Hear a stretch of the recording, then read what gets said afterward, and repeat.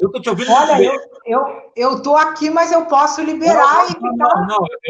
Eu não, quero... não, por favor, eu posso esperar. Aí, a Bianca, Adriane, é até ótimo apresentar vocês. A Adriane, nossa amiga de muitos anos, aliás, fazia, não vou dizer, mas acho que fazia 30 anos que não nos víamos, né, Adriane? É incrível, né? Mas tu está muito bem, né? Está muito bem, muito bem. Passaram esses 30 anos, muito bem para ti.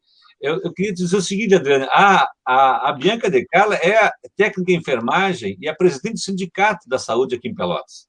Então, assim, vai ser ótimo ela estar junto conosco aqui, para nós fazermos esse diálogo aí, para pegar um pouquinho, qual é a ideia, Adriane, de te trazer aqui conosco, para fazer uma reflexão aqui sobre a questão do coronavírus. Nós estamos aqui no início da pandemia em Pelotas. A Adriane, para quem não sabe, a Adriane é pelotense, formada aqui na Universidade Federal, em enfermagem, e trabalha na Itália já há muitos anos como enfermeira, não é isso, Adriane? Sim, são 23 anos que eu estou aqui, trabalho 23 anos como enfermeira já aqui também. Tá, então já fosse para a Itália trabalhando como enfermeira, então. Sim, eu me formei em Pelotas, depois trabalhei em Erechim, fiz uma... Quando eu vim para cá, era já enfermeira, e eu comecei a trabalhar sempre aqui como enfermeira quando eu cheguei. Então, a nossa ideia um pouco é tentar colher a experiência que tu tens aí num ambiente de hospital, até porque nós estamos ouvindo agora, Adriano, muitas pessoas que trabalham na linha de frente aqui em Pelotas, viu? Tem muitas técnicas de enfermagem, atendentes, enfermeiras que estão nos ouvindo agora. Então, eu gostaria, e com a permissão da Bianca aqui, começar um pouquinho, Adriano, tu contando para nós como é que é a rotina de uma enfermeira num hospital na Itália. Eu ia perguntar isso.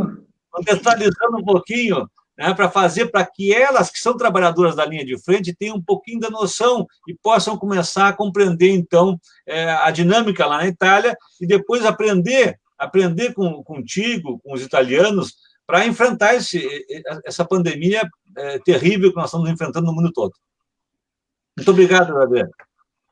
Eu vou tentar, né? Assim, a Itália, ele tem um sistema de saúde, obviamente, a vanguarda do mundo, não? Tá, o melhor sistema de saúde da Europa é italiano, não? E nós temos todos os dispositivos de segurança pessoal disponíveis, obviamente, 24 horas sobre 24 são monouso e descartáveis. Isso é a coisa, eu acho, mais importante que tem para o pessoal da saúde, é ter à disposição desse material para poder se proteger nesse momento difícil, não? E que, obviamente, tem um custo muito alto no sistema de saúde. Eu não sei como é agora, estou fora muitos anos do sistema de saúde brasileiro, mas o que eu via... Só piorou. Quando eu era estudante, não tinha essa possibilidade, não, de ter todos os dispositivos de segurança individual para todos os profissionais de saúde, não só para os enfermeiros, mas os médicos, o pessoal que faz a limpeza do hospital, para o pessoal que trabalha diretamente. A ligação, Marcos, a voz não. Tá baixa, eu não consigo... Não está dando para escutar, pessoal. Tens fone de ouvido com o microfone, não? Eu vou tentar achar, porque a gente fez uma coisa assim, já foi uma dificuldade tremenda de poder se conectar, agora está na minha bolsa vermelha ali dentro. Com fone de ouvido. O meu filho vai tentar procurar para mim um fone de ouvidos para ver se eu consigo melhorar o áudio, porque... Isso. Eu estava dizendo exatamente isso, assim, eu vou tentar falar mais alto para ver se eu consigo... Não. A coisa, assim, a coisa mais importante nesse momento para evitar o contágio e poder trabalhar em segurança, são os dispositivos de segurança individual. Obviamente, a gente usa aqui tudo o que tem. 2 máscaras de proteção nasofaringel, a quirúrgica e a PPS-3 com filtro. A gente usa com filtro, a máscara cirúrgica, os óculos, a viseira com plexiglass, a touca, como se chama, o roupão, a camisa de proteção, tudo, luvas. Cada vez que a gente entra em contato com um paciente, a gente troca todo a vestição. Então, é uma coisa assim, bem cara, eu acho isso assim. Tem um custo muito elevado ter todos esses dispositivos de proteção, mas é a coisa principal que eu acho, só um pouquinho que eu consegui o fone de ouvido. Vamos tentar esse fone de ouvido aqui. Ótimo, muito obrigado. Eu acho que tem alguma coisa agora, que está baixo, agora melhorou. Do Marcos também. E é bom a gente dizer, eu e tu, Bianca, quando ela estiver falando, vamos desligar os nossos microfones. Olha aqui, eu acho que agora melhorou. Melhorou, o áudio melhorou mesmo. Melhorou mesmo. Eu acho que melhorou, mas agora eu tenho um problema de como ficar segurando o meu telefone. Tem que pegar aquela partezinha branca e colocar aqui. É isso aí, ó. Olha aqui. Eu estava tentando explicar que durante todo o turno de trabalho, nós aqui na Itália usamos todos os dispositivos de segurança individual, quer dizer, luvas, máscaras, viseira, óculos, touca, tapa-pó, descartável, a gente usa tudo. Trabalhamos parecendo uns astronautas, mas difícil também trabalhar assim 7, 12 horas, porque a gente faz turnos de 12 horas, eu faço turnos de 7 e de 12 horas. Bem difícil trabalhar com essa, aqui, ó, eu tenho aqui, por exemplo, esse é a máscara de plexiglass que a gente usa para poder, depois tem a máscara quirúrgica e depois tem a outra máscara, esse PPI-3, que é aquela com com filtro, bico de pato, isso aí, com filtro para poder respirar, não? Porque depois de 7 horas trabalhando com as 2 máscaras quirúrgicas, touca e coisa mais, a gente perde a conexão do tempo, né? Não consegue respirar tanto bem, eu acho. Mas eu penso que a coisa principal que a gente fez aqui foi exatamente essa, proteger todos os... aqui tem a outra máscara, vou mostrar para vocês essa, tem essa máscara também, com o filtro.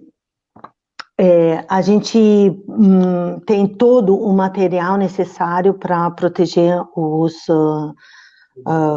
todos o profissional de saúde, não só enfermeiros, mas médicos, eu dizia também o pessoal da saúde, da limpeza do hospital, porque cada vez que que entra um paciente COVID no nosso pronto-socorro, depois o local vem higienizado com uma máquina de ozônio que desinfeta todo o ambiente.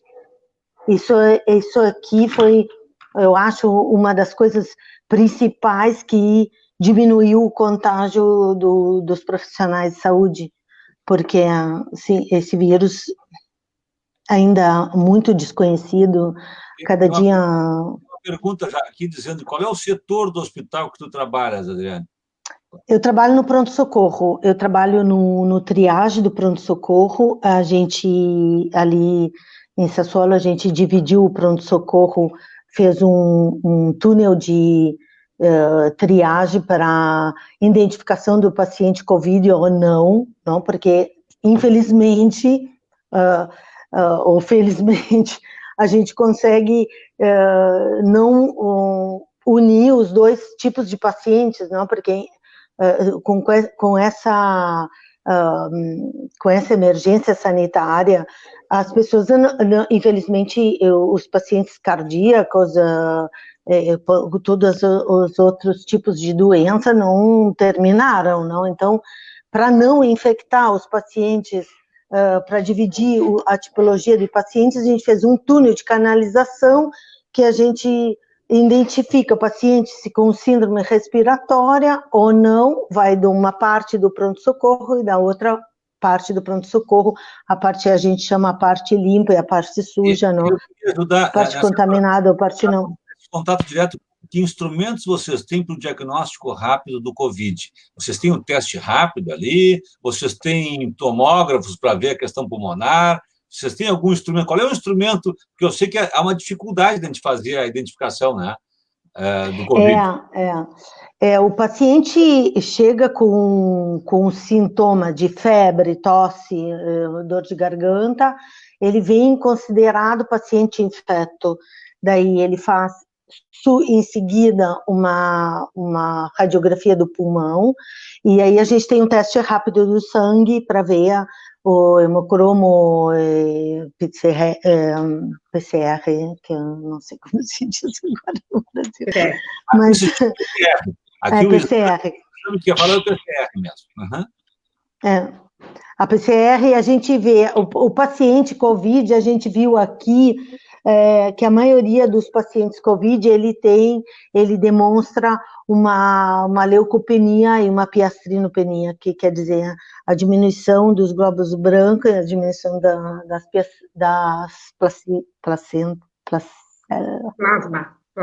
plasma, sim.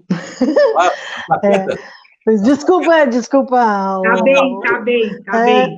Das plaquetas. Me embrolhei, das plaquetas. Plaquetas. Isso aí, plaquetas. De uma piastrinopenia,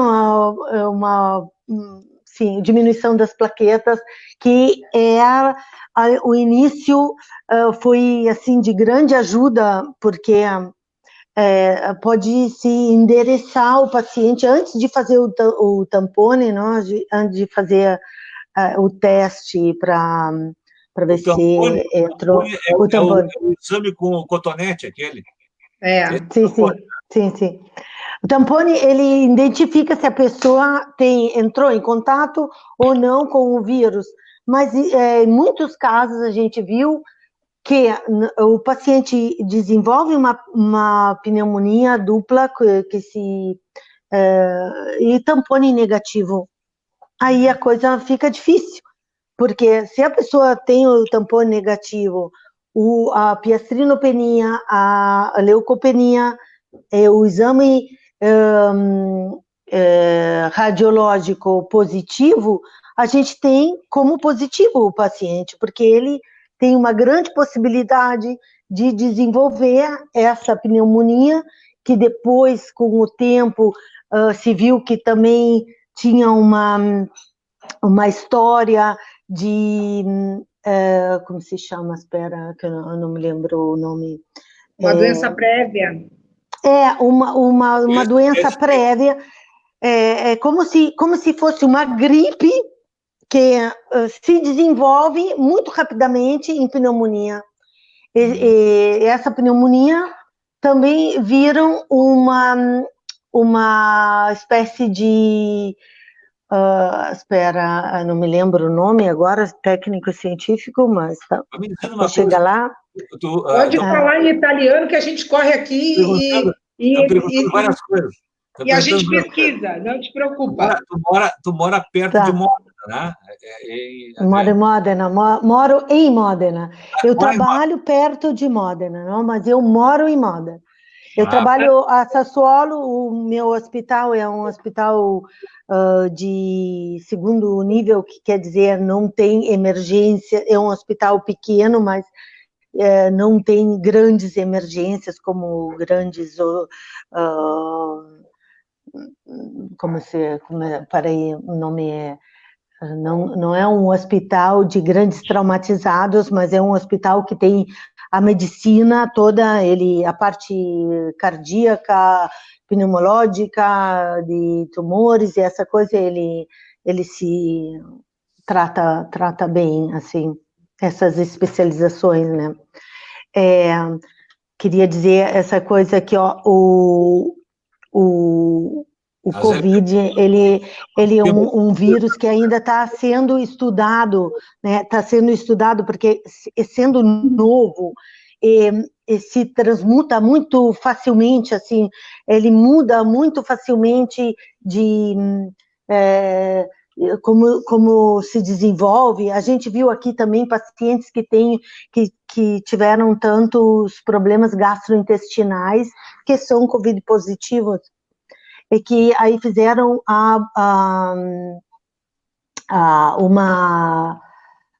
espera, eu não me lembro, não é uma broncopneumopatia, mas é sim, é uma coisa parecida com essa. Os sintomas de... Os sintomas foram diferentes. Sim, foram muito diferentes para paciente e para uns e outros. Esse é o problema do Covid. Aí eles tentaram fazer a terapia com a cloriquina, que ajuda a melhorar a resposta pneumológica, mas é uma coisa que não funciona para todos. E aí viram também que, incrivelmente, os pacientes com uma patologia da coagulação ou da hemoglobina baixa, os pacientes talassêmicos, por exemplo, eles não desenvolvem o Covid. Aí tem uma cidade aqui perto de Módena, que se chama Ferrara, que tem um grande índice de pacientes talassêmicos que não desenvolveram a doença. Então, é uma doença muito nova, que as pessoas estão, cada dia, diz, mas por que aqui, a 40 quilômetros de Módena, não tem pacientes Covid em Ferrara? Em Módena tem tantos. Ainda não sabem. Ana está perguntando a questão do uso de anticoagulantes. Anticoagulantes funcionam? O anticoagulante, eles viram porque o Covid provoca uma espécie de tromboembolia pulmonar, não? A tromboembolia pulmonar vem assim, de uma hora para outra, pá, o paciente está estável, aí ele tem essa tromboembolia pulmonar. E não entenderam o porquê ainda, porque, obviamente, sendo uma coisa nova, eles estudam, não? O desenvolvimento dessa doença. E aí eles viram que para tromboembolia pulmonar, a terapia é os anticoagulantes. Então, eles dão anticoagulante como prevenção para a tromboembolia pulmonar. O problema é que não é que a gente pode descoagular todo mundo nessa... A gente não pode fazer as pessoas... a gente não pode fazer as pessoas girarem com uma descoagulação sanguínea assim elevada, porque qualquer trauma a pessoa morre, não? Morre por hemorragia interna. Seria fácil se fosse assim, né? Se fosse assim fácil dizer, tá. Adriana, a gente tem que ter até cuidado quando a gente fala em algum procedimento ou algum medicamento, porque o pessoal corre para a farmácia para se automedicar. Isso aqui foi uma loucura quando o nosso presidente da República começou a receitar medicamento aí na televisão, né? fazendo uma campanha aí, sem comprovação científica. Isso é muito importante, que tu aí da Itália possa nos dizer e passar para nós o que já foi vivido por vocês, né, que eu acredito que o pior período já aconteceu aí. A gente espera que essa troca de experiência contigo nos ajude, né, Marcos? A nossa realidade no Brasil, aqui a Célia colocou aí, Bianca, aqui em Pelotas se usa todos esses equipamentos? Não se usa, por quê? A gente não tem nem local adequado para colocar os pacientes, tá? A gente tem aí a Prefeitura Municipal de Pelotas, ela ainda não conseguiu centralizar o atendimento do Covid. A gente tem um hospital aqui que é referência do Covid, que é o Hospital Escola, que tu deve conhecer, a antiga FAU, né? O Hospital Universitário da Universidade Federal, que seria a referência do Covid. Mas ali a gente recebe parturiente, né? As mães que vão dar à luz ali, que vão parir seus filhos. A gente tem a Santa Casa de Misericórdia de Pelotas, que também provavelmente será referência. A gente tem outros hospitais recebendo. O Pronto-Socorro Municipal de Pelotas, que como faz muitos anos que ela não vem em Pelotas, se tu presencial, eu posso te mandar umas fotos do pronto-socorro e tu vai ver que o pronto-socorro nada mais é que um puxadinho. A nossa realidade do Brasil em relação à Itália, a gente está muito distante de tudo aquilo que vocês receberam, os equipamentos de proteção, a capacitação de profissionais, é uma realidade muito distante da nossa, mas o que tu vai nos trazer hoje aqui, realmente, a gente pode usar, né, Marcos, e os próprios profissionais da saúde questionar de que forma a gente poderia realizar o nosso plantão de uma forma que vocês já executaram aí, que deu certo, né, um corredor com esterilização. Quando a gente fala profissionais da saúde, a gente não está falando só de enfermeiros e técnicos, né? A gente está falando do porteiro, a gente está falando do motorista da ambulância, a gente está falando da colega da higienização, que faz a limpeza do local. E eu queria te perguntar, porque garanto que muitas pessoas aqui vão querer fazer esse questionamento e ficam aguardando, como é a dinâmica da equipe de enfermagem? Enfermeiro, técnicos e médicos, ou enfermeiros e médicos? Como que é a dinâmica do plantão? Como se distribui as tarefas do plantão? Como uma enfermeira, eu acredito que tu seja uma enfermeira responsável, né, por uma equipe, como que se direciona os trabalhos? Como que a gente remaneja os profissionais? Como é feito isso na Itália e que deu certo, mesmo tendo muitos profissionais aí infectados com Covid? Como é feito isso? Conta para nós, porque a enfermagem está te assistindo aqui e os demais profissionais. Eu acho muito engraçado isso, sabe por quê? Porque aqui na Itália, todo mundo que trabalha como enfermeiro é enfermeiro, não é técnico em enfermagem. A gente tem uma equipe, são todos enfermeiros. A responsável do setor, ela é uma enfermeira como todos os outros, só por haver o desejo de ser a coordenadora, faz a coordenadora, entendeu? Porém, a nível técnico, somos todos enfermeiros. E a gente tem o auxiliar de enfermagem, que aqui se chama operador sociosanitário, que seria como o auxiliar de enfermagem no Brasil, que ele ajuda na parte da higiene do paciente e no transporte do paciente de um setor para o outro. Esse é o trabalho do operador sociosanitário, mas nós todos que dizem a sigla OSS, não, aqui na Itália. Mas o importante aqui, eu acho, assim, é o nível de conhecimento técnico-científico de todos os operadores de saúde, né? A gente temos o enfermeiro que faz o triage, que ele decide a gravidade do caso, analisa aonde o setor onde ele deve ser endereçado, e depois ele vem visto pelo médico e uma enfermeira.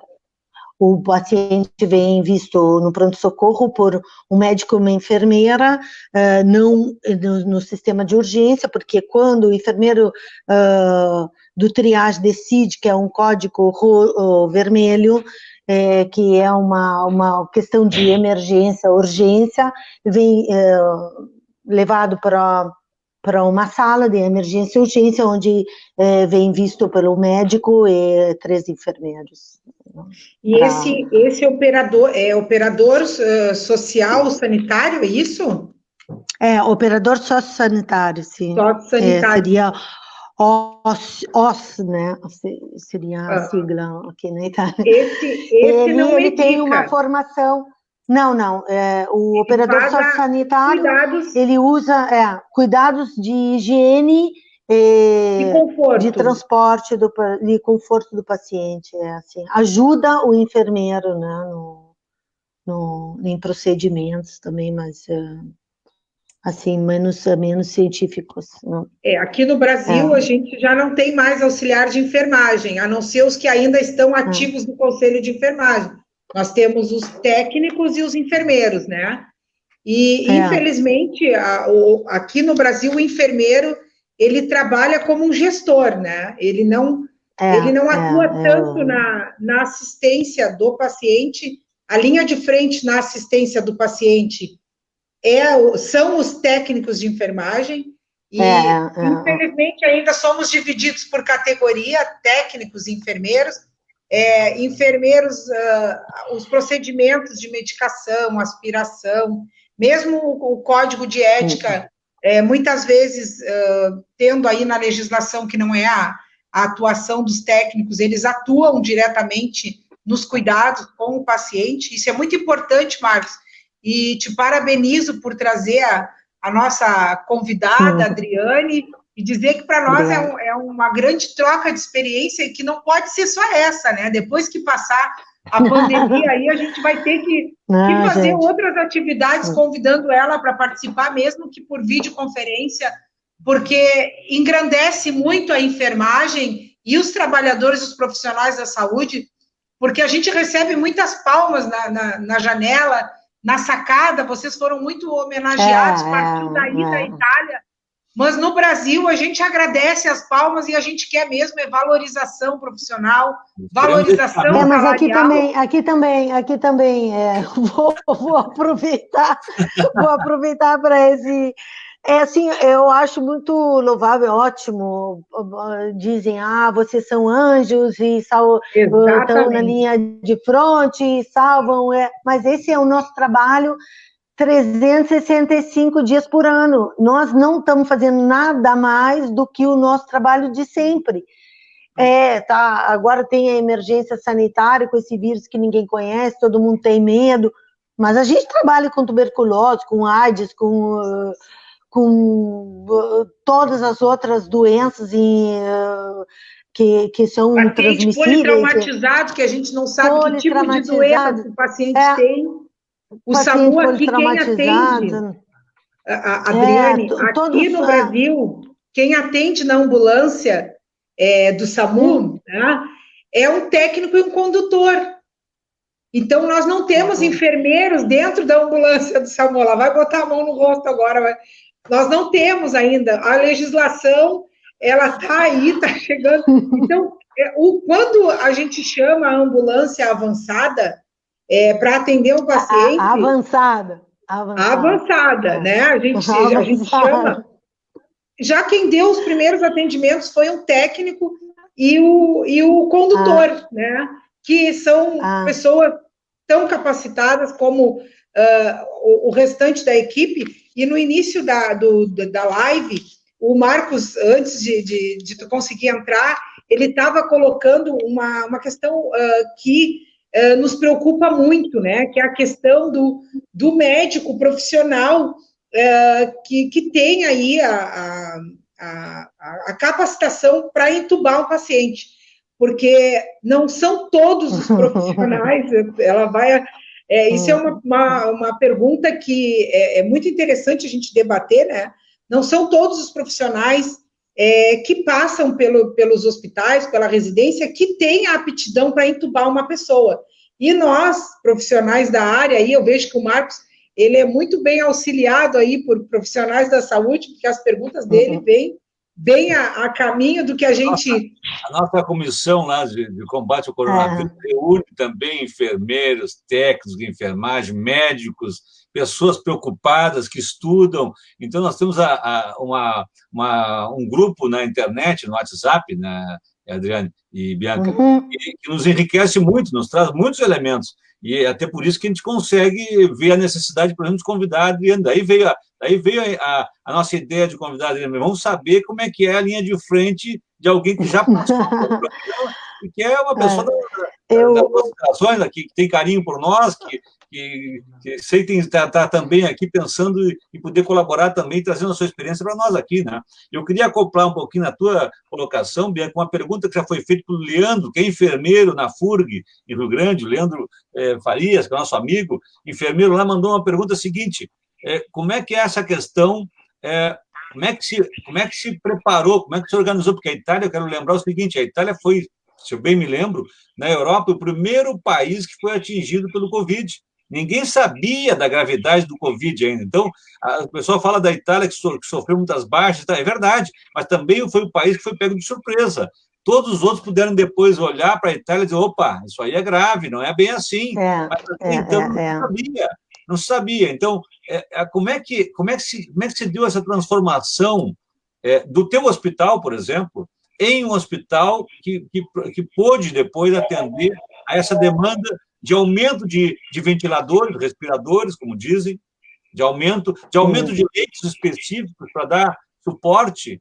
Teve que fazer hospital de campanha, aí vocês tiveram que abrir barracões, como é que foi isso aí? No início a gente, como todos pensavam, não, mas é fora daqui, não vai chegar, é só uma gripezinha. E aí a gripezinha ficou difícil, né? A gripezinha virou Tem alguém pneumonia. Que falou aqui que era uma gripezinha também. Eu fiquei com meus cabelos todo assim arrepiado, porque eu digo, meu Deus, a gripezinha vai pegar, né? Mas a gente teve que crescer rápido, a gente teve que se organizar muito rapidamente. Depois de dias, no arco de 2 semanas, a gente já tinha transformado um inteiro reparto em terapia intensiva, que no meu hospital não tinha esses leitos de terapia intensiva. Toda feita nova. Sim, tudo, o setor novo e o setor, com a água batendo, né, atrás, ou tu nada ou morre afogado, né, então vamos nadar veloz. E a gente fez esse reparto de terapia intensiva no meu hospital e a gente dividiu o pronto-socorro, como eu dizia antes, em 2 alas, a ala de pessoas que são clinicamente não Covid, a ala de pessoas que têm doenças respiratórias do Covid, podendo dividir o ambiente, obviamente, a contaminação é menos intensa, não? Ou se procura não contaminar os pacientes que não são contaminados com o Covid e dividir bem essa coisa. Mas eu queria responder uma coisa para ti, da questão do SAMU aqui, né? O 118 aqui, que se chama assim, a gente tem 3 unidades diferentes. A gente tem o socorro avançado, que é o médico, o enfermeiro e o autista. Motorista. O motorista. Depois a gente tem só enfermeiro e motorista, e depois a gente tem também a parte dos voluntários com o motorista. Depende da central que divide esses mista, a chamada, porque a central é única a pessoa chama o número de emergência e aí, de acordo com o que foi dito, não, da emergência, manda, dá um código para a gravidade do problema, e daí vai, agora com o Covid, obviamente, os nossos operadores são todos bardados, tanto o autista como o médico ou enfermeiro ou voluntário ou qualquer um que seja, quando vai socorrer o paciente, vai totalmente usando todos os dispositivos de segurança pessoal, porque é muito importante para diminuir a contaminação. Né? Vai com aqueles macacões, parece mesmo de astronauta. A gente usa o macacão, a gente usa a máscara, a viseira, a touca, o cobre-pé, 2 luvas, 2 máscaras, e são descartáveis para cada paciente que tu usa, não? Tem que tirar e rebotar, assim. E esse material que é fornecido para vocês, ele é fornecido independente do profissional estar trabalhando na referência do Covid, que eu acredito que na Itália foi muito mais acentuado o problema, né? Foi muito mais grave, porque se disseminou muito mais rápido que no Brasil, né? A gente teve uma curva aqui no Brasil que parece que ela foi retraída, né, Marcos? A gente conseguiu dar curva no vírus, né? Eu tô bem contente. No instante, o presidente tinha dito só uma gripezinha, que não é uma gripezinha, obviamente, que é uma coisa muito mais séria do que uma gripezinha, e que o único modo de combater realmente ainda é o distanciamento social. Esse eu gostaria de deixar bem, assim, como se chama? A missão...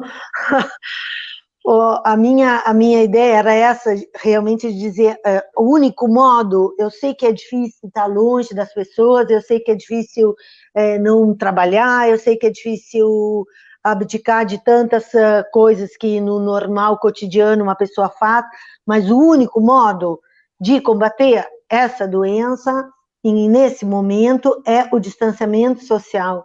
Ficar longe umas pessoas das outras, usarem máscaras e luvas para qualquer coisa que se vá fazer fora de casa, por obrigação de ter que ir trabalhar, de não querer ir trabalhar, a pessoa tem que usar a máscara, tem que usar as luvas, porque a contaminação e a transmissão da doença é o único modo de parar com a transmissão, é essa ainda. Não tem uma vacina, não tem um remédio que combata esse negócio aí, então a gente tem que ficar longe.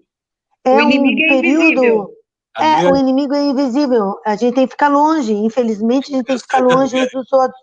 É interessante estar dizendo isso. Hoje saiu o relatório da Universidade Federal, a segunda etapa da maior pesquisa que está sendo feita no Brasil e até no mundo sobre o Covid, é a Universidade Federal de Pelotas que está fazendo. E hoje a segunda etapa... ouvi. Tu ouviu? Hoje eu ouvi hoje. Então, o que ele disse hoje? Exatamente o que tu estás dizendo. Ele disse que nós temos que manter o distanciamento social, que não é hora de flexibilizar o distanciamento social. Infelizmente, e a Bianca tem razão, nós conseguimos, porque conseguimos fazer o distanciamento social aqui até com boa antecedência, faz umas 3 semanas já que nós estamos em distanciamento social, sem ter muitos casos visíveis, porque como não se testa muito no Brasil, aliás, muito pouco... Não se testa nada, né, Marcos? Não, até vamos se organizar. O teste aqui está difícil, aí está muito pior. Eu tenho um dado para dar para vocês, até bom ouvir. No Brasil, até o dia 17 de abril, nós tínhamos testado somente 62.800 pessoas. Nos Estados Unidos, por dia, eles testam 150 mil pessoas por dia. No Brasil, em todos esses meses, nós não fizemos 62.800 testes ainda. Então, para dizer isso, quando os Estados Unidos precisam falar em flexibilização, quando começarem a testar 500 mil pessoas por dia, eles vão pensar em flexibilizar. Então, por isso que nós dissemos que aqui não era o momento de flexibilizar. E eu lamento que a tomada de decisão aqui tenha sido de flexibilizar. Hoje, Adriane, o shopping center foi considerado aqui como atividade essencial e reabriu, entendeu? Desde o dia 23, infelizmente. E nós sabemos que isso tem consequências logo ali adiante. Daqui a 10, 15 dias, vão aparecer os casos. Não é assim, Adriane? Eu fico muito preocupada com essa coisa aqui. Agora, a Itália passou para a segunda fase, e o dia 5 de maio abre parcialmente o isolamento, mas eu estou muito, muito preocupada também aqui na Itália, porque as pessoas pensam que o fato de abrir parcialmente, quer dizer, não todos podem sair, mas só as empresas de maior necessidade podem recomeçar, já assim as pessoas pensam, é coisa passada, terminou, o Covid terminou, vamos começar tudo. Não é assim, é muito, muito, muito, muito pior do que a pessoa pode pensar. Essa é a coisa... uma pessoa se dá conta só realmente da gravidade do problema quando morre uma pessoa da família. Aí a pessoa diz, ops, peraí, matou, de verdade. Eu vejo todos os dias morrerem gente, eu fico muito, muito chateada com essa coisa, mas eu vejo que é real, porque eu sou enfermeira, porque eu trabalho no pronto-socorro, porque eu vejo que o paciente entra no pronto-socorro e depois não sai, não pode nem fazer um velório, porque o paciente Covid não pode fazer o funeral, né? Então, é uma coisa triste, muito triste, bruta. Tem um grupo que apareceu, surgiu dentro da Comissão de Combate ao Coronavírus, Adriane, que agora eu reuni até paralelamente, que é um grupo de pesquisadores daqui da Universidade Federal de Pelotas, do Senai, do IFSUL, da Embrapa. E agora eu vi a pergunta, João Pedro, da Embrapa, no seguinte sentido: eles estão pesquisando aqui a melhoria daqueles equipamentos respiradores, que é tipo umbu, não sei, aquele que é usado na emergência, e que para tentar melhorar a condição de respiratória na emergência, antes de entrar propriamente no ventilador, no respirador, aquele mais sofisticado. Vocês usam essa terapia lá? A pessoa chega a ter um período de utilização daquele suporte de ventilação mais simples, e antes de chegar naquele mais complexo, é útil o umbu nessa situação do Covid-19? Claro que se uma pessoa está em dificuldade respiratória, uma pessoa vai fazer mecanicamente com a ventilação com o umbu, não? E vai tentar fazer que a pessoa respire e siga o ciclo respiratório. Para se a pessoa está com uma tromboembolia pulmonar, uma pneumonia dupla, com um versamento pleúrico, não tem umbu que chegue em tempo a respirar, é só um arzinho, entendeu? Precisa realmente do respirador, mas não só o respirador, Nelatipap, por exemplo, eu não sei o termo técnico, ou não, só máscara ventilatória, precisa da intubação ventilatória, porque é muito mais grave a coisa do que simplesmente uma dificuldade respiratória, não? Muito se fala... Sem ventilação mecânica, a pessoa morre. A pessoa morre. Se transportar uma pessoa sem o umbu... Se a gente precisar transportar uma pessoa de uma distância como do Laranjal ao centro, né, Adriane? Tu conhece o Laranjal aqui? A gente vai precisar do umbu. Já morreu. A gente não tem respirador dentro da ambulância. Se não tiver... E se não tiver respirador, Adriane, dentro da unidade de saúde, como que esse profissional vai fazer? Vai ficar umbuzando, não é? O nosso recurso vai ser o umbu, claro. Então. A oferta do umbu também tem que aumentar dentro ficar ali, né? A gente, se não tiver respirador, um técnico e o enfermeiro vão ficar a manhã inteira umbuzando uma pessoa até que se consiga o respirador para colocar esse paciente. Aí já tem o momento que você tiver que escolher. Sim, infelizmente, sim. Infelizmente, a gente já ficou ambusando um paciente até que se tenha... Por muitas horas até que tenha lugar na terapia intensiva, porque não basta só entubar um paciente, depois tu não pode colocar ele numa terapia intensiva, não, é inútil. A UTI, né? Sim. Isso. Na UTI... A UTI, se tu não tem posto na UTI... Pode ser ali dentro da emergência. Se chegar 3 casos ali, a gente tiver 2 respiradores e os 2 respiradores estiverem ocupados, isso é importante a população entender, né, Adriane, o porquê o distanciamento social, o porquê a gente manteve o comércio fechado, porque aqui em Pelotas a gente tem 57 leitos de UTI entre a rede pública e a rede privada. 90% ocupados já. Quanto? 90% já ocupados. Pois é, 90% 37 ocupados. são pouquíssimos, né, gente? 37 são pouquíssimos. A gente vai chegar um momento que vai ficar como vocês, Adriana, que tiveram que escolher quem ia ter... Se você chegar a ter essa experiência, Adriana, no teu hospital, de vocês terem que optar, de escolher para quem é que ia utilizar o aparelho respirador, quem é que não ia utilizar, porque isso foi noticiado, né? E eu sou amigo, eu fiz aquele intercâmbio, tu te lembra da AFS, eu fiz, na época que a Anne foi para os Estados Unidos, eu fui para a Itália. Sim. Eu morei aí... me disse o Taki, Em Chieri, pertinho de Turim, e hoje o Paulo Lombardini é o diretor do hospital de Pinerolo, ali pertinho de Turim. E ele me contou coisas horrorosas que eles viram lá, né? Eles viram coisas horrorosas. E essa... Infelizmente, essa doença, ela tem uma evolução muito rápida, não? Aí no período de alta, próprio no pico da doença, que foi março, o mês de março, ele tinha muitos casos de pessoas que estavam com essa tromboembolia pulmonar, com essa pneumonia dupla, coisas assim, em dificuldade respiratória muito intensa. Obviamente que se não tem lugar na UTI para demanda, obviamente se opta pelo paciente que é crítico e o paciente que não é crítico, não? Obviamente vai ventilar o paciente que não é crítico, porque o paciente crítico tem uma possibilidade de sobrevivência menor do que o paciente não crítico, não? Mas é uma coisa horrível, desumana, realmente, tu pensar e dizer, chegar um momento de dizer,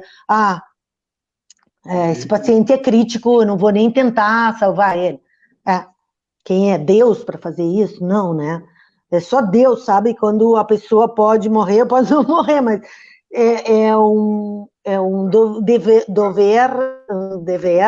do pessoal de saúde tentar salvar o paciente de qualquer modo, se é crítico ou não crítico, não? E a testagem? Eu acho que no Brasil eu acho que as pessoas tinham que pensar muito nisso no Brasil, porque se chega a ser crítico, aí deu, né?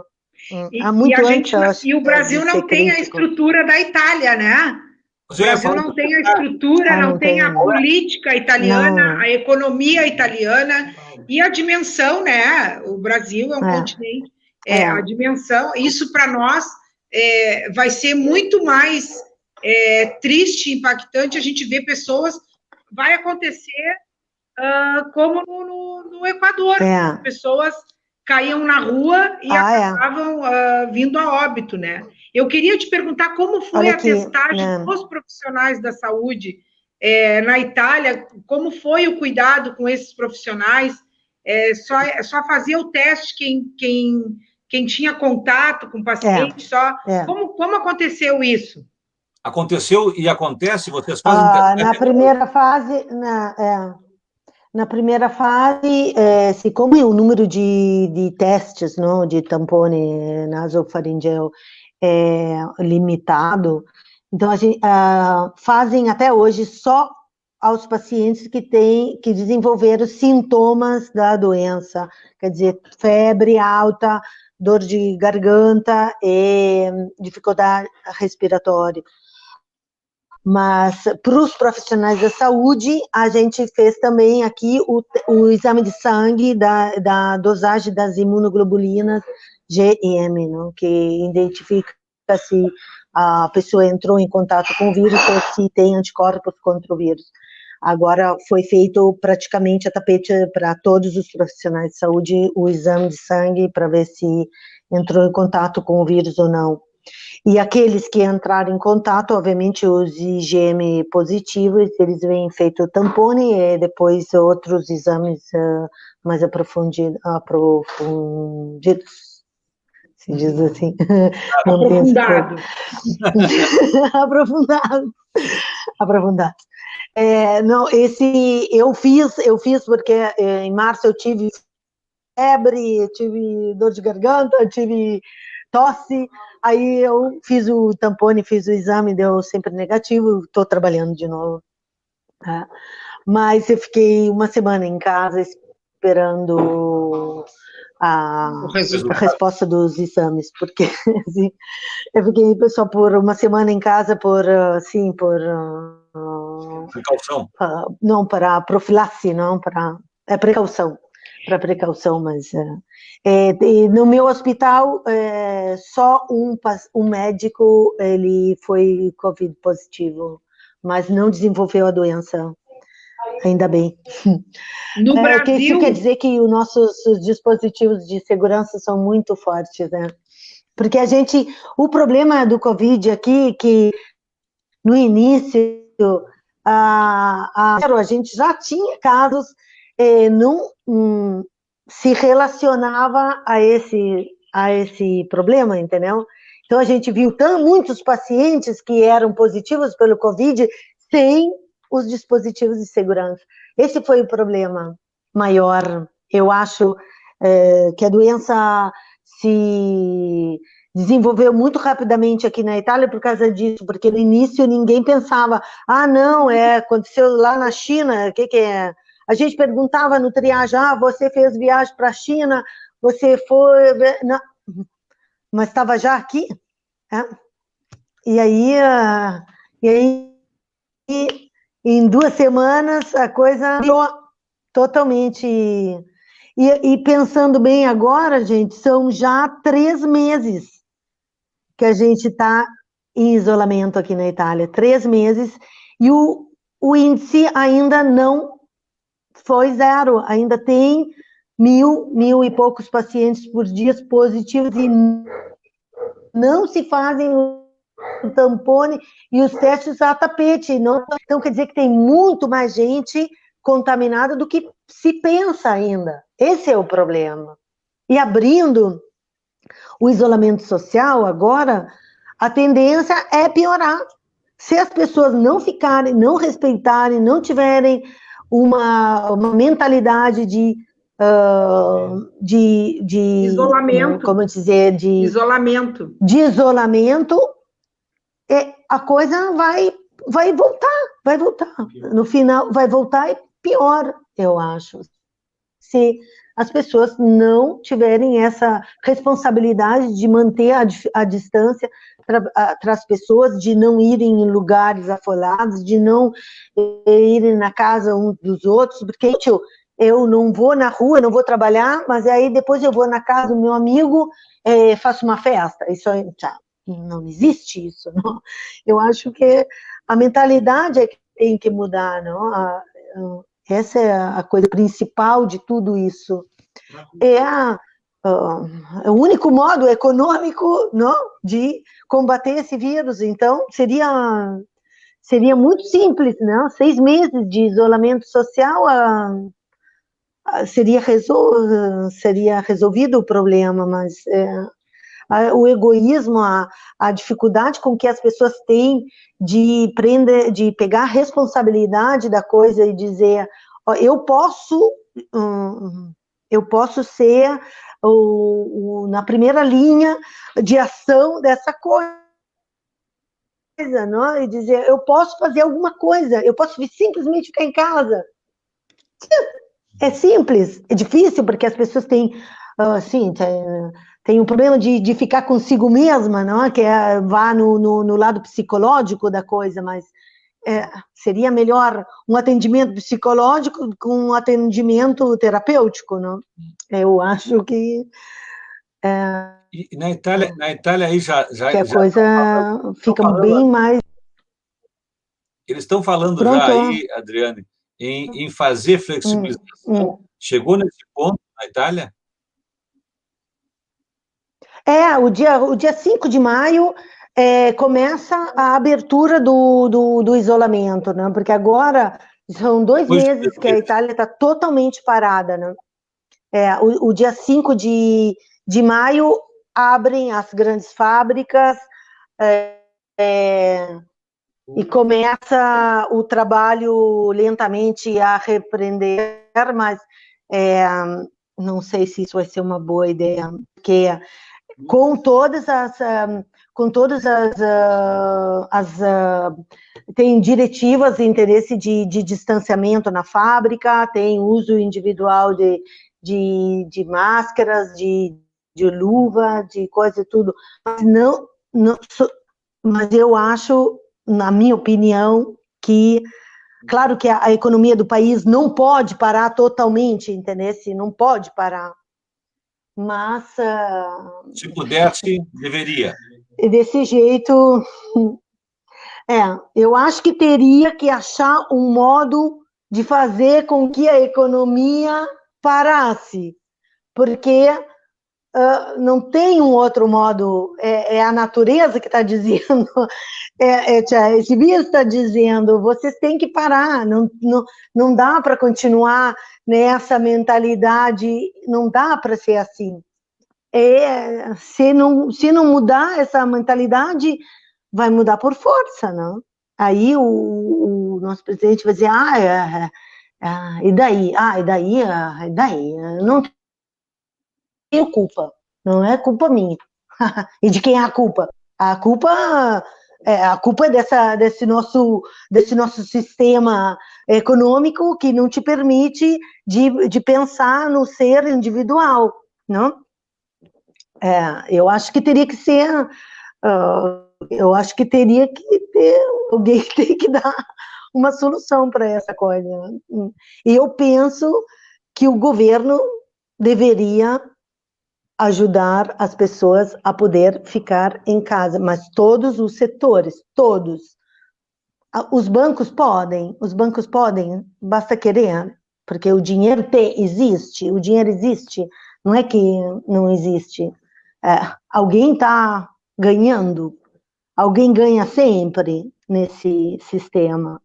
Eu acho que o governo tinha que pensar no povo, no seu popolo, no seu povo, e dizer, eu posso manter essas pessoas em casa, em todos os setores, dividindo os recursos financeiros, não? Para todos. No caso do Brasil, nós temos aí em caixa 1 trilhão de recursos que poderiam sim, ser destinados, e agora algumas ações estão sendo tomadas. Esse auxílio emergencial de R$600 é muito pouco, mas para a grande parte da população que está no mercado informal, que está desempregada, já é uma ajuda. Isso já foi um alento. Mas realmente... eu fiquei até muito como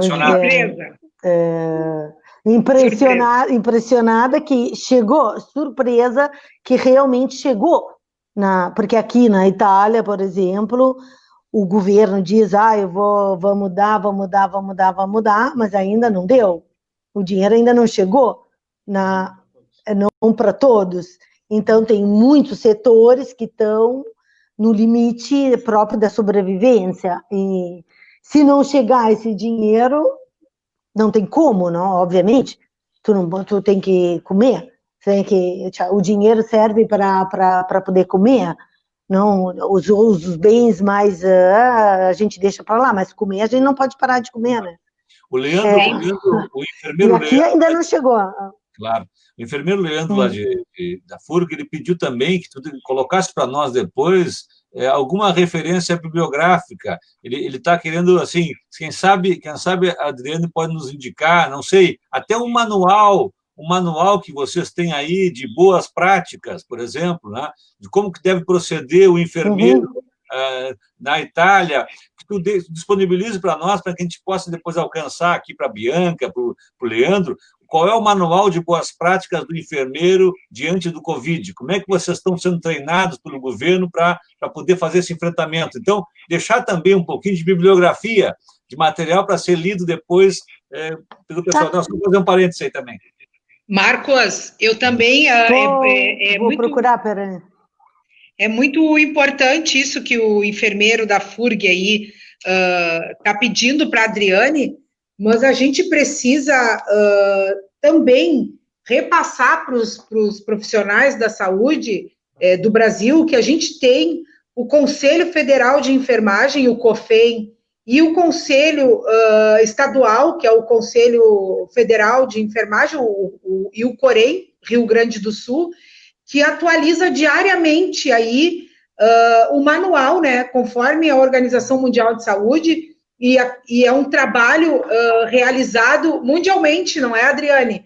O que se faz na Itália é o que se faz no Brasil. Eu já ia dizer isso, eu já ia dizer isso, assim, o Brasil não falta. Nós, profissionais, aqui no Brasil, Adriane, eu tenho buscado isso e fazer com que os profissionais entendam qual é a importância do Conselho de Enfermagem, qual é a importância do Conselho Federal, do COFEM, porque cada órgão tem a sua capacidade de administrar, né, determinadas situações. Os profissionais de saúde do Brasil confundem muito a atuação política, né, que são atuações, Marcos, quem tem que ver o nosso dimensionamento de profissionais, que eu vou perguntar para a Adriane, vou aproveitar e vou ocupar ela mais um pouquinho, né?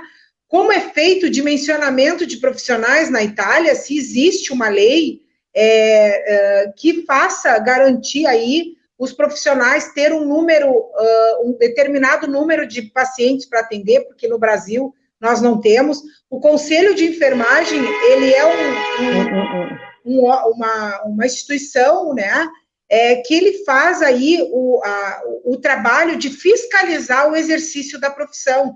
Ele não tem a capacidade de cobrar salários. Olha, nós queremos as 30 horas para a enfermagem, nós queremos o piso que se preconiza no Brasil é o que a gente precisa. Entre a gente trabalhar na luta e fazer uma frente em defesa das 30 horas, em defesa do dimensionamento, em defesa da nossa... Como é que eu posso colocar para Adriana? Da nossa valorização profissional, isso vai depender, Marcos, de quem a gente vai votar. Né? A gente precisa votar para nos representar, aproveitar que a Adriana está aqui, diretamente da Itália, e que a política funciona aí, né, Adriane? E a gente precisa, Marcos, entender quem a gente vai colocar na prefeitura, quem a gente vai colocar na Câmara de Vereadores, quem é o deputado que a gente vai colocar para representar os trabalhadores da saúde. Então, a gente não pode cobrar de setores que não têm o poder de fazer esse trabalho.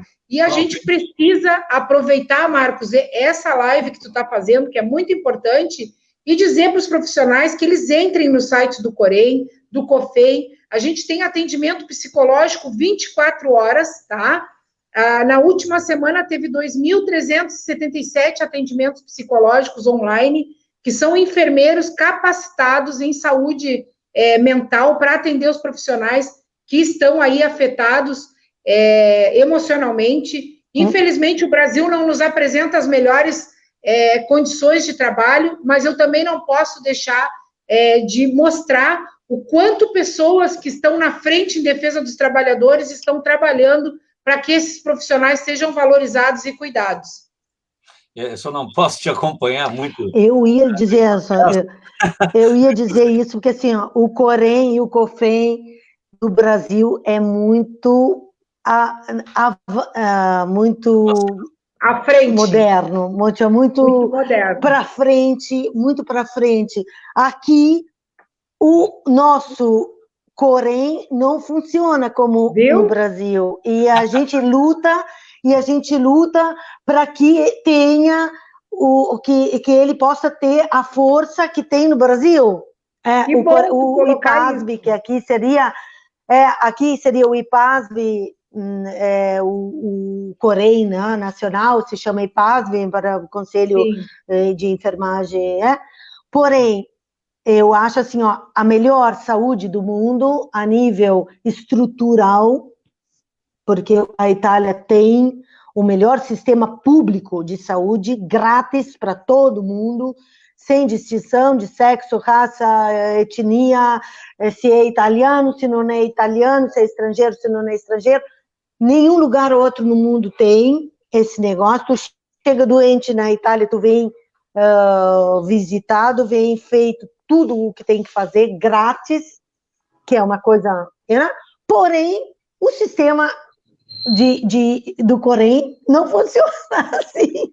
E agora a gente se chamado de anjo, de não sei o quê, de herói, mas o herói nós queremos um reconhecimento financiário com salários adequados para a nossa categoria, para o trabalho que tu faz, para o trabalho de risco que a gente corre. A gente não tem um reconhecimento de trabalho usurante, que quer dizer de trabalho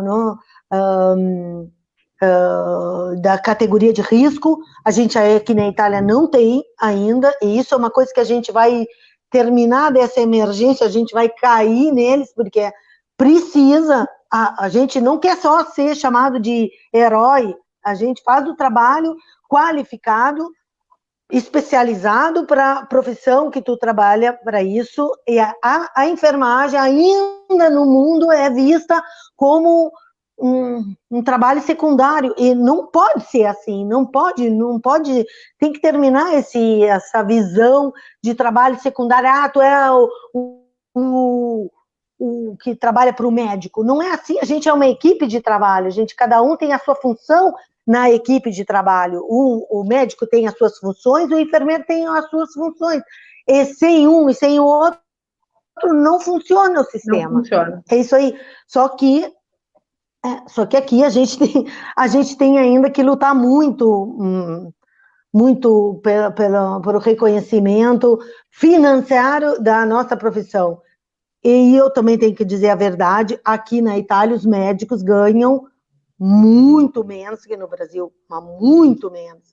Aqui os médicos ganham quase como a gente, tem um nível a mais, obviamente, por os anos, pela responsabilidade, pelo trabalho, pela categoria, e é justo que ganhem mais. Os médicos de emergência e urgência, é justo que ganhem mais do que o enfermeiro, mas ganha, assim, o desnível é muito menor que no Brasil, mas muito menor. Isso que eu acho engraçado no Brasil. A gente precisa entender, e uma luta minha de anos, é que a gente precisa se reconhecer como categoria, né, Adriana? Em primeiro lugar. A gente não tem no Brasil um plano.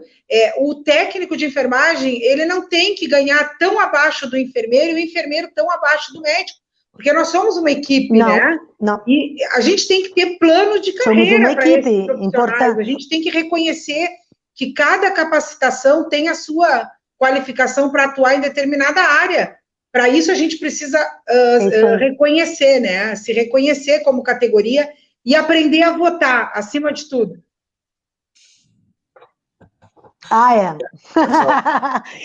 Eu também estou de acordo com isso, porque quem muda realmente o sistema é a política, não?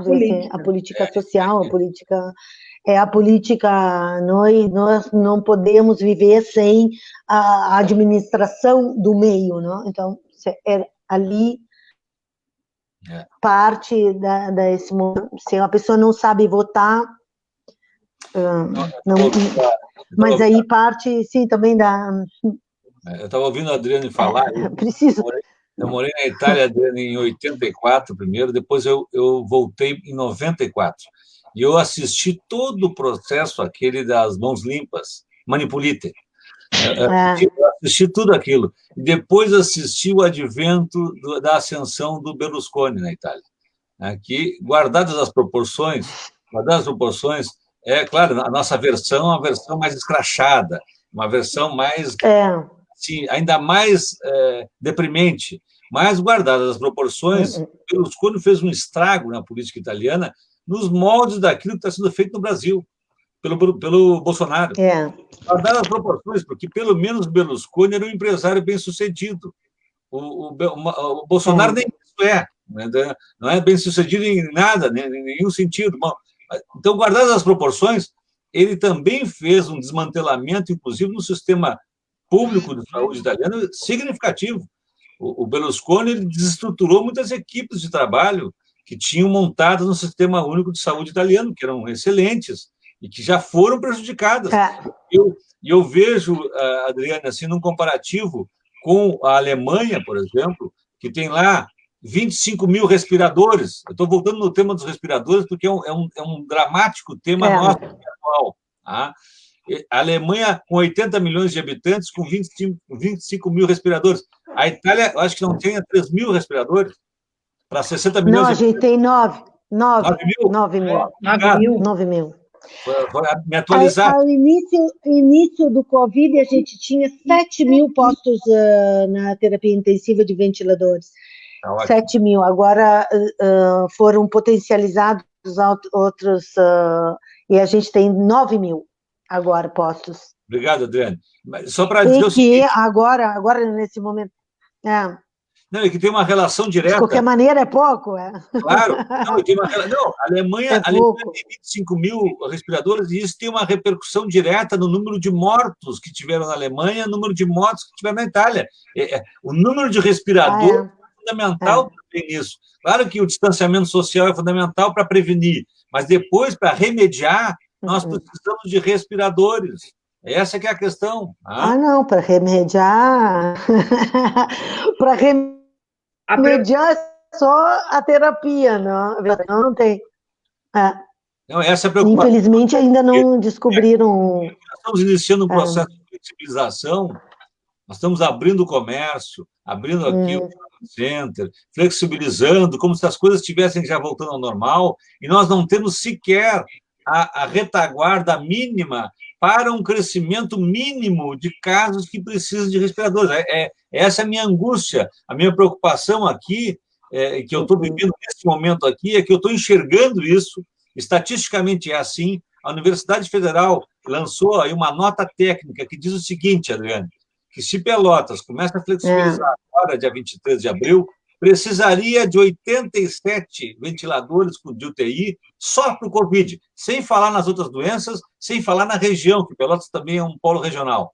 E precisaria de 457 leitos de enfermaria para o Covid. Nós formamos aqui agora um hospital de campanha, que todo mundo está dizendo que festejando, que beleza, tem 159 leitos. Nós vamos precisar de 457 leitos. Nós temos aí 16 leitos de UTI para Covid, hoje disponíveis 16. Nós precisamos de 87 pelo estudo da Universidade Federal. E é isso que eu fico assim, preocupado, porque hoje as fotografias do centro da cidade eram as pessoas no centro, caminhando no calçadão, como se nada houvesse. Então, essa é a preocupação que eu tenho tido, e eu tenho tentado fazer repercutir a nota técnica da Universidade Federal, que muito assim, afirmativamente, já disse isso que tu disseste agora. Nós temos que fazer o distanciamento social a todo custo, e vai nos custar. Mas tem um dado importante. Outro dia eu assisti uma economista, a Mônica De Bolle, da Universidade de Londres, que ela disse uma coisa que eu achei muito importante, para nós falarmos um pouco da economia, do aspecto econômico, que é o seguinte: as cidades nos Estados Unidos, na época da gripe espanhola, que fizeram um isolamento social mais radical, foram as que melhor se colocaram economicamente logo adiante, foram aquelas que conseguiram se recuperar mais rapidamente, foram aquelas que conseguiram ter um crescimento econômico maior. Por quê? Porque elas não estavam lá com cadáveres empilhados, elas não estavam com as pessoas em luto, elas não estavam com as pessoas tendo que cuidar dos doentes, elas estavam podendo se dedicar para a economia, elas estavam mais saudáveis para poder ter uma economia mais saudável. Sem gente saudável não tem economia saudável. E ela dizia exatamente isso, a Mônica de Bode, que não existe, então, uma dicotomia entre ou nós cuidamos da saúde ou nós cuidamos da economia. Não há essa dicotomia. Cuidar da economia é cuidar da saúde. Só gente saudável pode produzir. Gente doente não vai produzir. Então, se nós não cuidarmos da saúde, nós não estaremos cuidando da economia. Então, não há essa dicotomia. Eu acho muito importante isso, porque a todo momento nós estamos confrontando aqui, Adriana, em Pelotas, com esse discurso. Mas então vai quebrar tudo. Mas então nós não vamos ter condições para nada.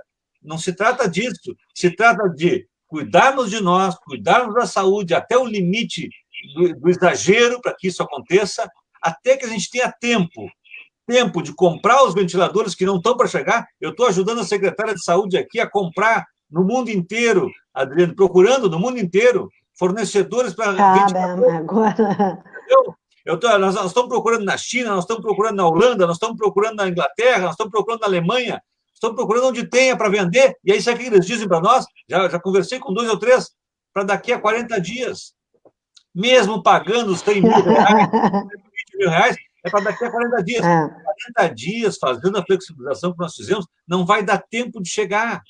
Esse é o drama que nós estamos vivendo. Eu quero compartilhar com vocês também essa preocupação e esse trabalho que a gente tem feito na Comissão de Combate ao Coronavírus, de até buscar parceiros, né? Aqui nós temos esse grupo que já está buscando, e o Pedro, eu vi aqui, o João Pedro entrou aqui, da Embrapa, dizendo isso, da questão dos respiradores na emergência, que eles estão trabalhando nisso, tem uma equipe aqui do IFSU, da Embrapa, da Universidade Federal, do Senai, trabalhando nisso para melhorar esse aspecto, mas nós precisamos também desses respiradores mais sofisticados, e se nós não tivermos, as pessoas vão morrer por falta de atendimento. Eu só queria fechar um pouquinho também isso, para dizer que nós não estamos despreocupados com a questão econômica, nós estamos preocupados com a questão econômica, porque se nós tivermos aqui um volume imenso de pessoas mortas por conta dessa pandemia, não há economia que consiga resistir a isso, né?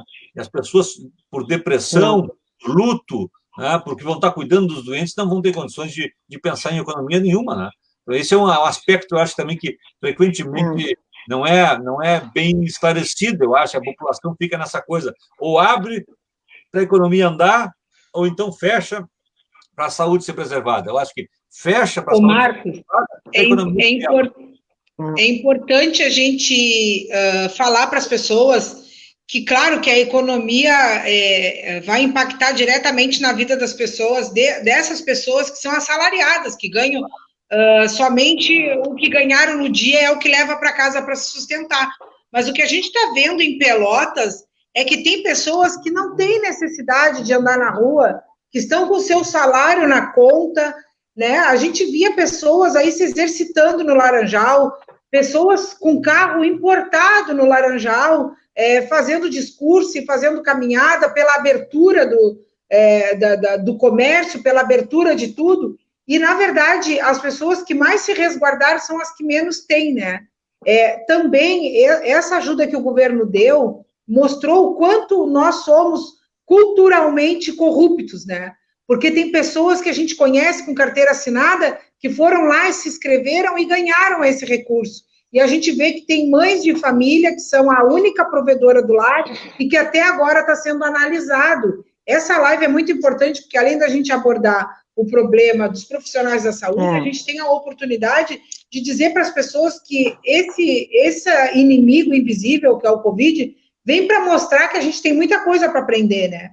A gente tem que aprender a olhar para o próximo e ver que, se a pessoa não tem condições, a gente pode auxiliar levando uma sacola econômica, levando um alimento, ajudando para que a gente consiga manter o isolamento social, né? Que a gente consiga manter as pessoas em casa, mesmo entendendo que aquela pessoa que vende o salgadinho dela, que vende o artesanato, que vende seu guardanapo na esquina, até o contrabando ali dos camelô, a mercadoria que vem do Paraguai, a gente precisa, sim, colaborar com essas pessoas. Então, o isolamento social é muito importante e foi o que inibiu aqui em Pelotas para que a gente não tivesse mais pessoas aí infectadas com o Covid-19. Não estou te ouvindo.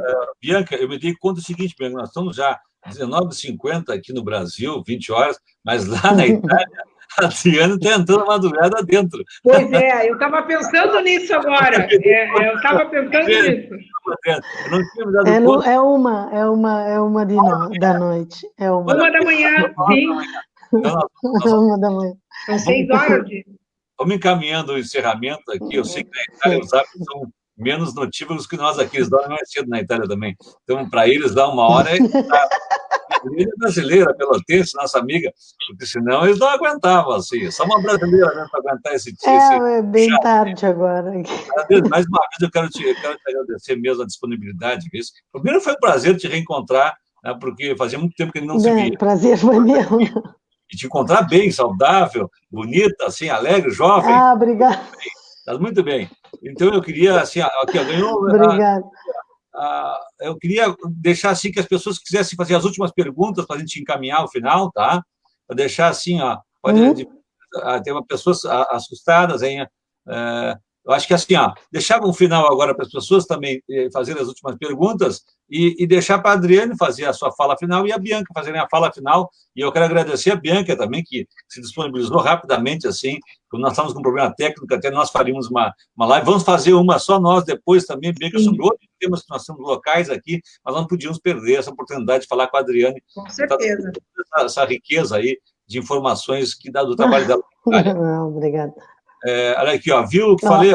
Ainda há pessoas que não receberam. Bom, é verdade, Giovanni. Giovanni é um lutador também, e está nos chamando a atenção que muitos não conseguiram, mas foi uma vitória. O governo queria R$200, o Congresso conseguiu aumentar para R$600 e até podendo chegar a R$1.200, esse auxílio emergencial que milhares de pessoas estão recebendo. Que empatia, vamos lá, vamos liberar a Adriana. Empatia, humildade, ficar em casa, é isso aí. Eu não sei, Bianca, alguma questão para encerramento? Eu quero agradecer a oportunidade de conhecer aí, mesmo que virtualmente, a Adriane, né? E dizer que para nós é uma honra ter uma brasileira aí na linha de frente na enfermagem e agradecer a oportunidade e que não seja a única vez que a gente possa se encontrar, sim, né? E que tu possa, em outras oportunidades, trazer a tua experiência para nós aqui, os pelotenses, o Rio Grande do Sul. E, quem sabe, aí, a nível nacional, a gente começar a fazer essas lives para que a enfermagem comece a se integrar, né?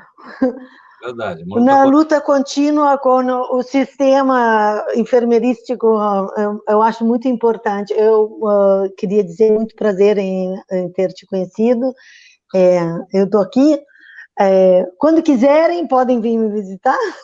E tu também. Eu gosto muito de receber visitas. Espero de que eu tenha sido útil a esclarecer alguma coisa para vocês, não? Com a nossa experiência aqui, antes negativa. Porém, eu queria só dizer uma coisa ainda, assim, a coisa aqui ainda está praticamente no início. A curva vai em cima e volta, e vai em cima, e desce um pouquinho e volta em cima. Aí hoje se fala que está melhor, mas tem 360 pessoas mortes por dia ainda do Covid. Então, no início tinha 1.000, agora tem 300, e aí a pessoa diz, é pouco, 300, quanto quer que seja 300. E eu queria dizer que a Itália é grande como o Rio Grande do Sul, não? Praticamente. E que tem 60 milhões de habitantes, porém, até hoje morreram 75 milhões de pessoas. 75 mil pessoas são muita gente. Muita gente. Que quase não tem nem lugar para enterrar essas pessoas. Então, assim, a coisa é grave. É grave. As pessoas não têm que pensar que não vai acontecer na minha casa. Vai acontecer se a pessoa não se prevenir. É isso que eu queria deixar muito claro, assim. Tem que levar a coisa a sério, não é uma brincadeirinha. Tem que lavar as mãos, tem que usar a luva, tem que usar a máscara, tem que ficar longe das pessoas, mas não por um dia, 2, 3, são meses para a coisa passar. Aqui a gente já está há 3 meses assim, em sistema de emergência, mas a coisa recém começou a cair. E cair quer dizer que tem 1000 pacientes por dia ainda positivos, que ainda estão se positivizando. Então, quer dizer, assim, 1000 pacientes que foram declarados positivos fazendo testes. Imagina os que são positivos porque não fizeram o teste. Não fizeram o teste para todo mundo. Então, a coisa é muito mais grave do que parece, muito maior do que parece. E hoje eu sou repetitiva nessa coisa só por causa disso, assim, queria deixar a minha... Contribuição. Minha contribuição é, nesse caso, para dizer, por favor, pense, uma coisa, é melhor ser alarmista do que pagar as consequências, entendeu?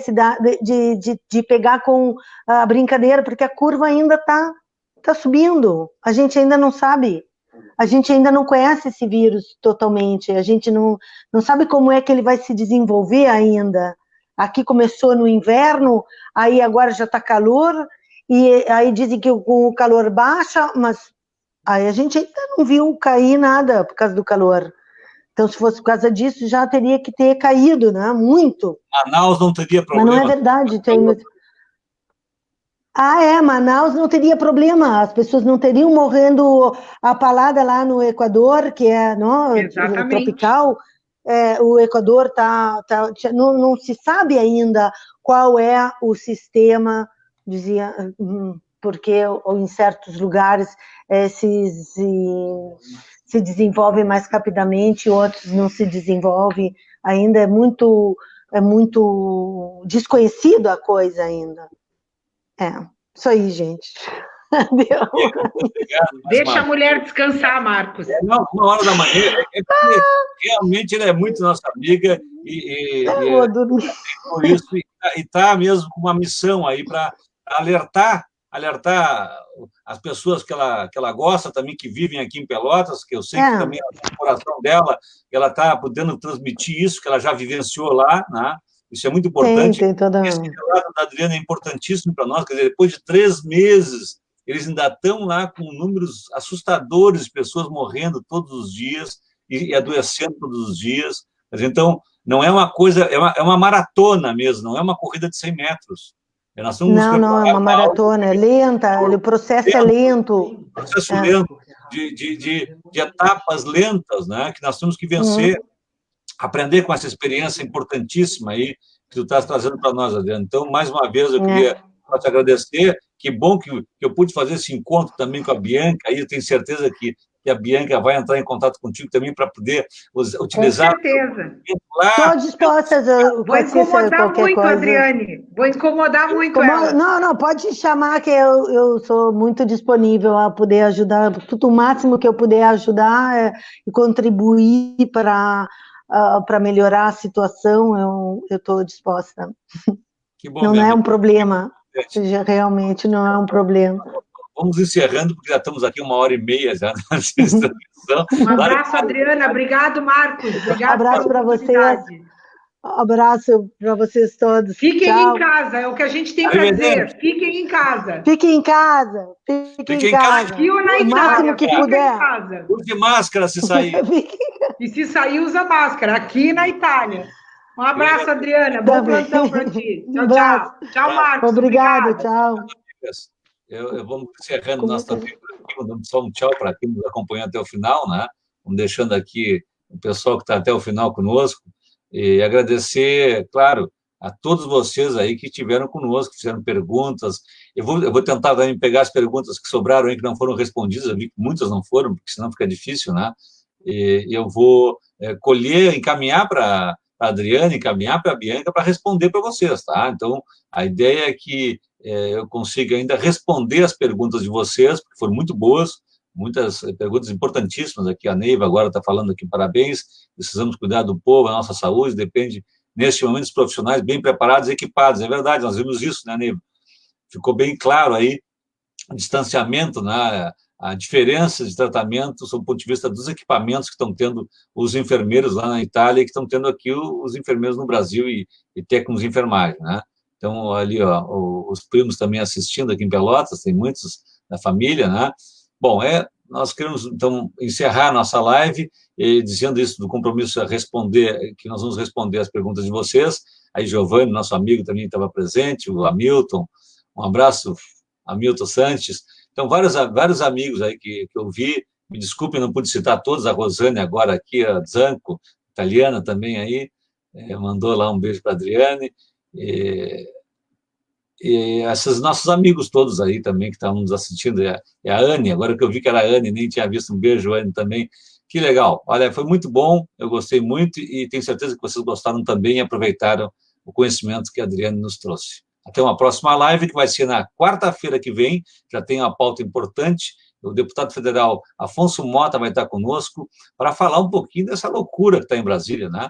Desses absurdos sucessivos que o PDT agora conseguiu, pelo menos, frear a nomeação do chefe da Polícia Federal, que seria um atendente para o presidente, né? Seria alguém que, vamos dizer assim, infringiria todas as normas legais para poder dar informações que não podem ser dadas diretamente de processos que estão sendo, tem um andamento da Polícia Federal, até contra um dos zeros do presidente, né, daqueles 01, 02, sei lá qual dos zeros que está com tantos processos contra ele na Polícia Federal. E nós vamos falar desses temas, né, do encaminhamento do impeachment, que o PDT também pediu, e outros partidos também pediram, e agora da saída do muro também, que é uma denúncia que foi feita praticamente contra o presidente. Nós temos que ver, então, nós temos que lidar contra o verme e contra o vírus, né? Então, é uma situação realmente muito difícil a nossa.